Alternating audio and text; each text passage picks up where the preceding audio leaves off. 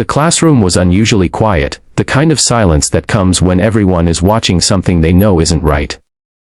At the front of the room stood the shy girl, clutching her notebook tightly to her chest, her face pale and her eyes darting nervously. She had always been quiet, always trying to stay out of trouble, always hoping no one would notice her. But that day, she couldn't escape the eyes that burned into her. The eyes of the CEO's son. He was used to being the center of attention, spoiled by power and money. Walking through the school with an arrogance no one dared to challenge. Teachers gave him special treatment, students tried to stay on his good side. And he carried himself like rules didn't apply to him. To him, the shy girl was easy prey. She was quiet, she was poor, and she had no one to protect her. And that day, for reasons no one could understand, he decided to make an example of her. It began with words, sharp and cruel. He mocked her clothes, her soft voice, the way she always sat alone at lunch.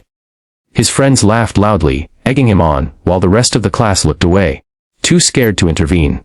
The shy girl lowered her head, her cheeks burning with shame, wishing she could vanish.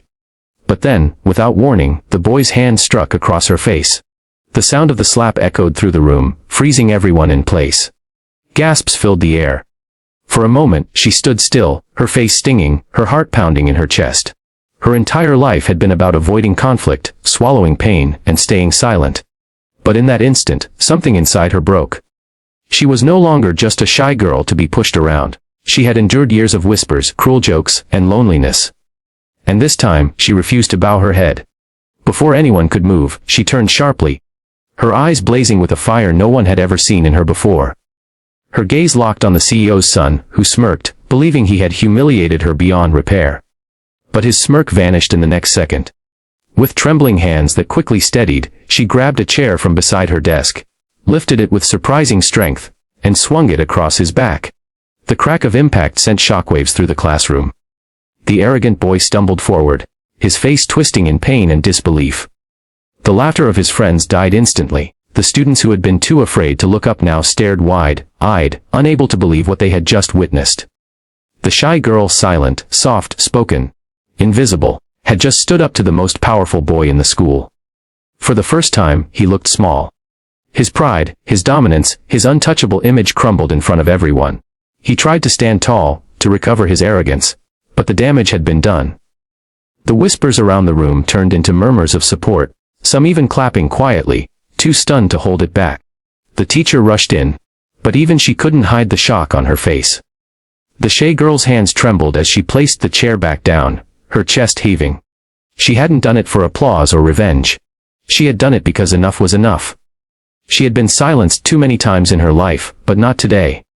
Her voice wasn't in words, but in action, and that single act of defiance sent a message louder than anything she could have spoken. The fallout was immediate. The CEO's son, humiliated, tried to twist the story, claiming he had been attacked for no reason. But too many witnesses had seen what really happened. Students who had never dared to speak before now came forward, standing on the shy girl's side, telling the truth. The school couldn't ignore it, and for once, his father's money couldn't erase what had happened. The boy faced consequences for his violence, his reputation shattered. As for the shy girl, she walked through the halls differently after that day. She wasn't suddenly the most popular, and she didn't crave attention. But she was no longer invisible. People who once ignored her now nodded in respect. Some even apologized for not standing up for her sooner. And deep down, she felt something she hadn't in years. Strength. Her life didn't magically become easy. There were still whispers, still challenges, still the heavy shadow of being different. But she carried herself taller, knowing she had broken free from the chains of silence. She had faced down the most feared boy in the school, and refused to let herself be treated like nothing. And for every quiet student who sat in the corner, afraid of being noticed, her story became a reminder silence doesn't mean weakness.